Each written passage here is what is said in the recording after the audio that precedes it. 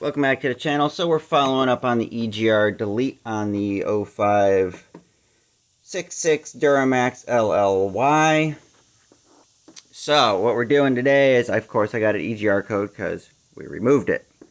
Now there's two different levels of delete. There is just a blocker plate, where you just put the plate there and you put a plate here, and your exhaust no longer flows through into the EGR that then feeds back into your intake Y pipe, and then your engine reconsumes it, etc. I did a complete full delete and removed the whole device. There it is. So I tried to be like, okay, well, I'm just taking off the EGR and I'm going to plug it in, leave it plugged in, so it still thinks it's there. Well, it overextends the plunger, and then it gives me codes for that. So today we're tackling a few things. I'm going to remove the heat exchanger here. Exhaust comes in, coolant comes through. Your EGR motor moves this solenoid, and you can kind of see in there. If I can get it to move. Get a light here. It moves both these little plungers on either side. And then that allows your exhaust gases to flow back into your intake. Hence the EGR, exhaust gas recirculation. So we're going to get this put back on here so it stops throwing a code for that. So this whole device, this whole chunk of metal, I got to put back. I'm going to lay it back in the engine, as we're going to install this little finger device. And basically it tells the system that your EGR is still there, but it's angry because you're flowing more air than the factory originally programmed it for. So it's kind of like a spark plug fouler on gas cars. Anyway, so that's part one of what we're working on. The next issue that I've read a lot on the forums about was the tube basically popping or blowing out of the Y bridge. I have not had that yet, but it's basically about to, and at this point, which means I probably have low boost and don't know it because I don't have a boost gauge installed at this point. So I mean, your exhaust spins up your turbo housing, pulls in air, compresses it, sends your go fast boost through the tubes, through the intercooler, back through, coming in here to come back into your Y bridge. And this section here would be where your EGR is. That cast device would be sitting right here, and then that would allow it to basically flow back into the engine. Mine is bypassed with this delete, and as you can tell, the cooler is obviously not there, and I got a new pipe back there. So instead of doing the plate, I did a complete pipe. Brings me to the issue everyone talks about. My light's on, yep, which is right there. I don't know if it's going to focus. There's a gap. There's a gap there, and that gap should not be, you can kind of see it there. You basically see the O-ring. Back there is the O-ring. That's supposed to be flush. Camera wants to focus on everything else. So yes, so in my case, it's trying to pop out. However, that is because the mounting bracket, both bolts did not get put back in, so that's what I'm going to be tackling here, is trying to get both those bolts in. And that should, hopefully, prevent that end from pushing out because that bolt's not there, so it can twist. So I'm going to get a bolt back in there, use a pry bar, and I'm going to try and get that reseated where it belongs. So I got a job coming up for this truck that having all my boost would be nice to have.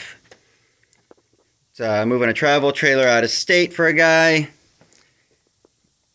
For some reason, he said he was using a Ram 3500 dually, and he said the move was rough. That's to each to their own. What rough is to one person is not to another. I've been moving campers and such for a while. If you've been following my channel, I mean, it's just a single wheel. I've moved some triaxle 16K. I've moved some very large bumper pull trailers with this truck, and it's all about speed. If you're trying to go fast, you're going to have issues. Keep it reasonable. 9 times out of 10, you don't have issues pulling large bumper pulls. Off topic, I'm going to go ahead and get started on all of this. And then that finger stick goes here. I'm going to pop these zip ties. I'm going to undo this little plastic cover. And there's a wire, part of the harness. This is your mass airflow sensor. There's a yellow wire in this. I got to find it in the harness over here.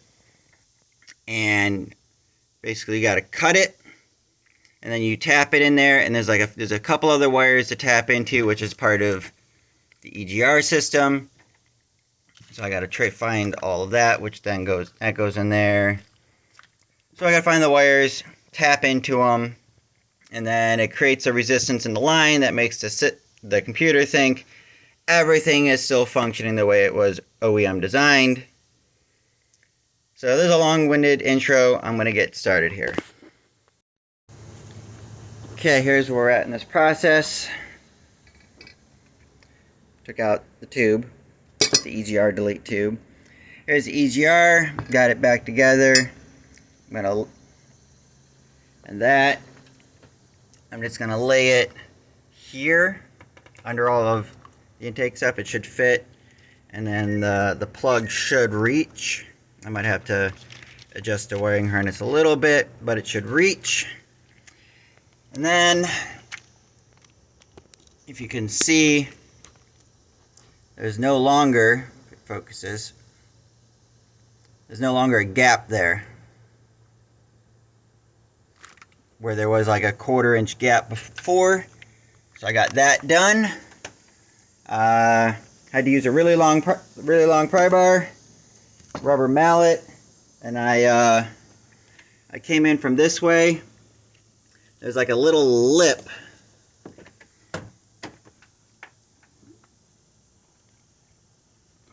Not gonna really see it, but there's a lip right there.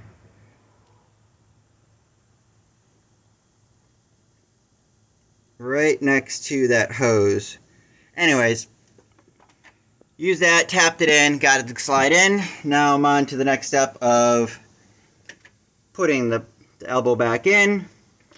I did find the bolt. I had to loosen up that so that I could get this whole wire, this whole piping, so this will slide over a tiny bit so the bolt will go in the hole. So we're going to reassemble all of that, and then we're going to work on putting the EGR back together and get that little finger stick installed. So hopefully by getting that bolt that I never put in,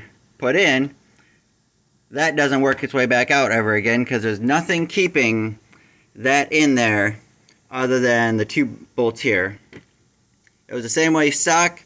You had your whole EGR system here, and then all that attached. So all of this is what kept that from moving.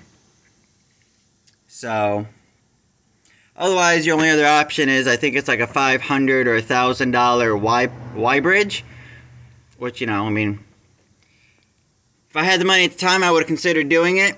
And this is like a whole lot larger, and it takes up like all the space in there. I don't even know how they manufactured it, but they did it. So yeah, I got the S&B turbo mouthpiece, and then you'd have the Y bridge pipe here. The Y bridge is one complete unit, so you don't have to worry about stuff like that. Anyways, now we're going to start getting it back together, and then we're going to work on wiring. Alright, let's get you guys caught up here. So we got the boost pipe back in. There's my 2 bolts. That was the one that was missing. Got that finally in. I got the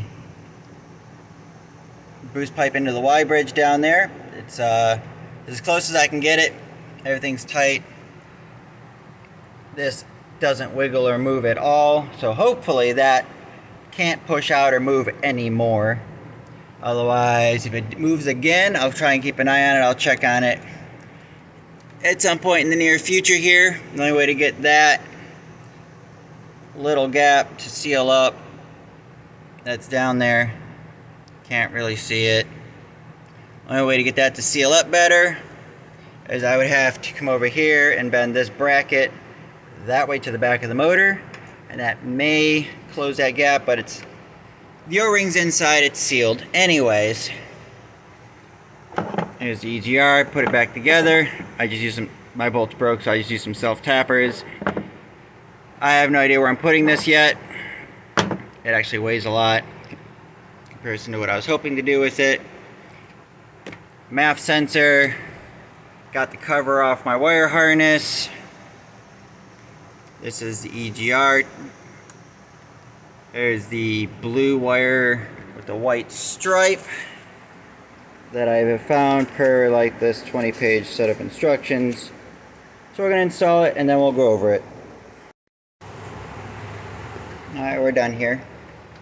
I got my little finger stick installed. I just gotta figure out where I'm gonna and how I'm gonna mount that. The only way to not have to have that still in the vehicle, even with a full delete, you will need a tuner. EFI Live, Edge, Bully Dog, whatever. Anyways, so when you're in here and you're looking for the blue, you're looking at your harness and you're looking for that blue with the white stripe, on the LLY, there are two blue with white stripes in there. So be very careful. I just tapped mine in right here at the end. And just tapped it in there so I didn't have to worry about undoing all of this to try and find that wire. Now what I could have done is I could have tapped it in here, but I would have had to go into these wires with like a little tester, like slice it, and then come to this side of the plug and basically do a continuity test from here to here and figure out which one of these two was the right wire. And I didn't want to do all that. So I was lazy and I just did that. And then I tapped into all the wires in the mass airflow sensor harness. Just kind of tapped them in right here. I think on the LBZ, the harness actually runs within this harness. Mine is here. So I just tapped into it. I got the yellow to I cut the yellow. So the yellow faces the MAF sensor. The green goes to the other side of the yellow wire. That goes back to the PCM. Then the gray goes to the gray with black stripe. The red to the red. The only wire per the directions that you cut is the yellow wire. Everything else you just kind of tap. You can use any sort, tap it however you want. I just kind of spliced a little section out of it, wrapped the wire around it, and electrical taped it. Is that a perfect connection? No. Should have I soldered it? Probably. Do I care? No. But anyways, so this is done. I'm going to try and clean this up and electrical tape it and make it look as good as I can. Mount that, and this project is done. And then that's it. Move on to the next thing.